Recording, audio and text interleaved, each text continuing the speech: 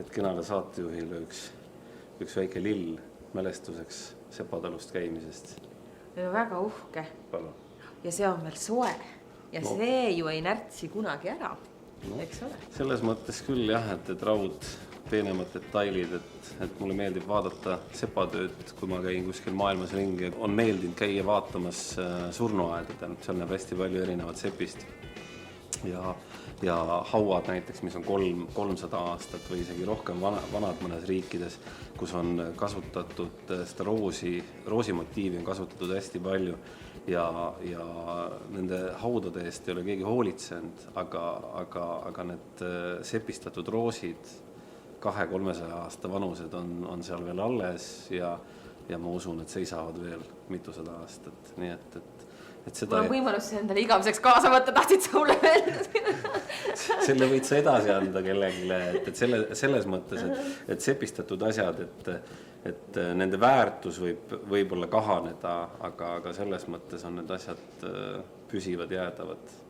Mul on igal juhul hea meel, et sa ukse käepideme asemel valisid tänaseks tegemiseks roosi. Aitäh sulle! Palun!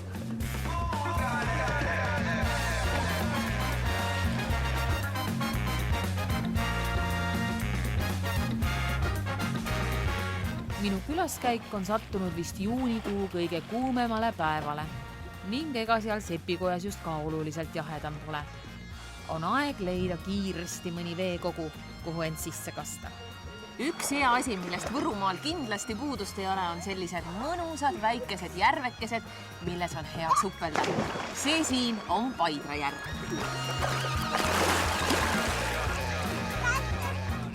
Eestimaa on ikka üks tilluke paik. Seal samas järve ääres on lastega koos ujumas ka muusik Kait Tamra, kes pärast suplust meid endale külla kutsub.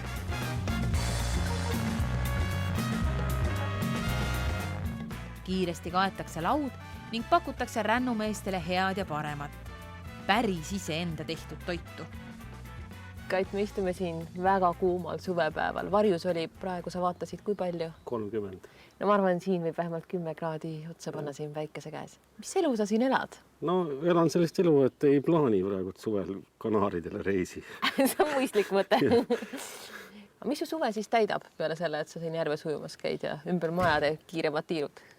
No suve täidavad ikkagi sellised kohustuslikud, kuidas need tänapäeval öeldakse, ütleme, et väljakutsed, esinema sõitmised ja minu puhul on need ühtepidi nagu rõõmsad asjad, et kui sind veel teatakse, kutsutakse esinema aga need samal ajal ka kohe lõikavad minu päevadest.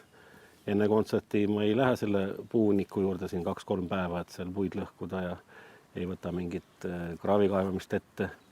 Et see on kuidagi tuleb seda elu niimoodi sättida sellise kahe maailma vahel, selle maaelu ja siis natukene sellise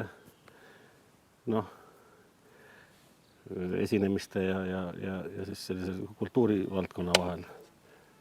Aga suvel on mul rõõm, et ma olen ikkagi endiselt sellises eas, et mul on koolivaheaeg.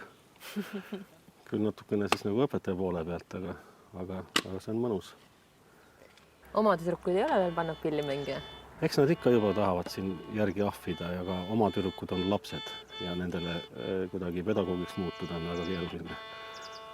Et neil on, kui nakkab iseenesest. Ja nakkab ise ja tuleb ikka keegi teine leida, kes nendele seda suunda näitab ja siis hiljem juba. Aga praegult nad ütlevad, et issi ma tean. Ma teen ise. Kuu ja tähed taevas, siis on lähemal veel kui kunagi. Kui neid ma sulle, siis alla tuua. Kord lubasi.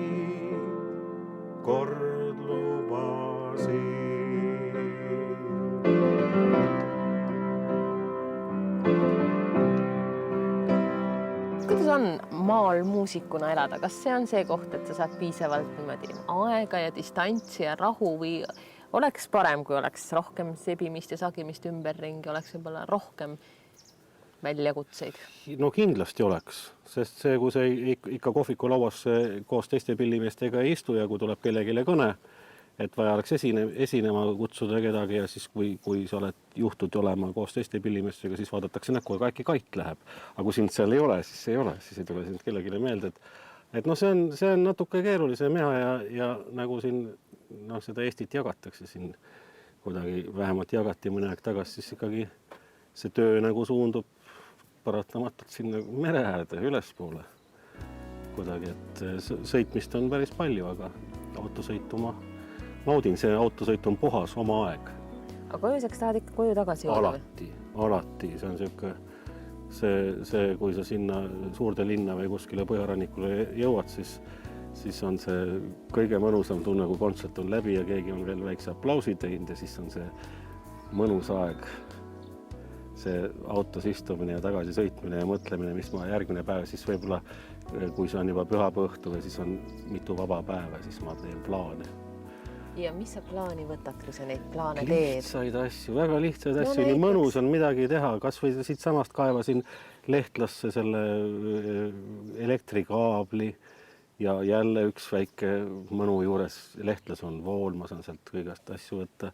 Või väga mõnus on, see on küll väga ei ole igavikuline, aga see puuriit, kui see valmib ja kui seda saab juba nii palju, et teda on talvekogus, siis see on turvatunne ja see ise tegemise rõõm, see on mulle jäänud, et ma eriti ei ole seda tundnud mõnu raha eest laskmise tööde tegemisel.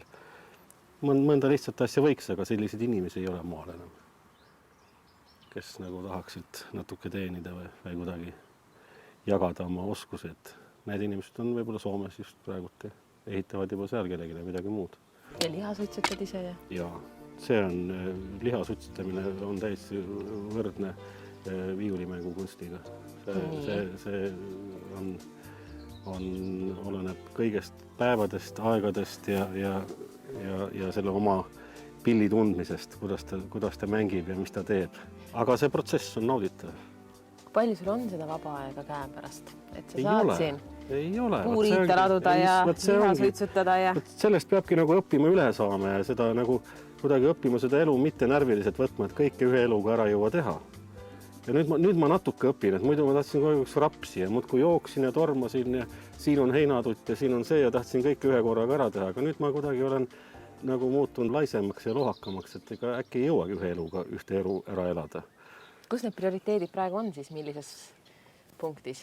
Kui on jääb rahulikult midagi pooleli, lapsed peale ja jõe või järve äärde ja rohkem nendega koos olla ja juttu ajada ja toimetada ja nende tegemisi kuulata ja siis jõuab kõike muud ka teha.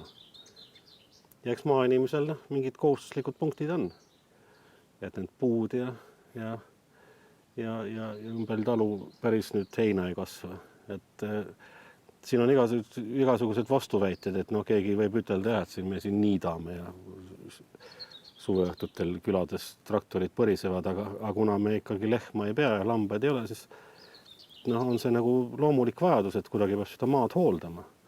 Ja kas või tuleohutuse mõttes, et taluni ikkagi kas või juhuslik kulu tuli ei jõua. Aga see on jälle aeg ja kulu. Aga samas jälle, seal traktori veel istudes vaatad oma talu ümbrust ja mõtled ja sa oled täiesti ära. See on üks väga mõnus jälle olemine. Mediteerimise vorm. Jah, suriseb vaikselt ja vaatad. Ja kohe on hunnik järgi korras. Kuule, päike on nii kuum. Kus kohast teil siin see lähim vette minemise kohta? Lähme jõkke. Nüüd lähme jõkke. Meil on siin külarahvaga siuke oma ujumiskoht Vahandu peal. Siit samast 700 meetrit ja just eile korrastasime seal Suurvee tagajärjed ära ja on väga kena sild ja jõevesi, see on seesama jõgi, mis kannab siin kõik Pühajõest peale veed Peipsisse välja, et see on midagi, see jõe tunne on, ma ei oska seda seletada. Mitmes juuni meil siin on praegu siis 11 või? Homme on 13, mul on kontsert. Siis on täna 12, vaata, kus lähevad päevad kiiresti. Järv on küll soe juba. Järv on liiga soe. Jõgi on karge ja mõnus. No lähme vaatame ära selle jõe. Lähme vaatame.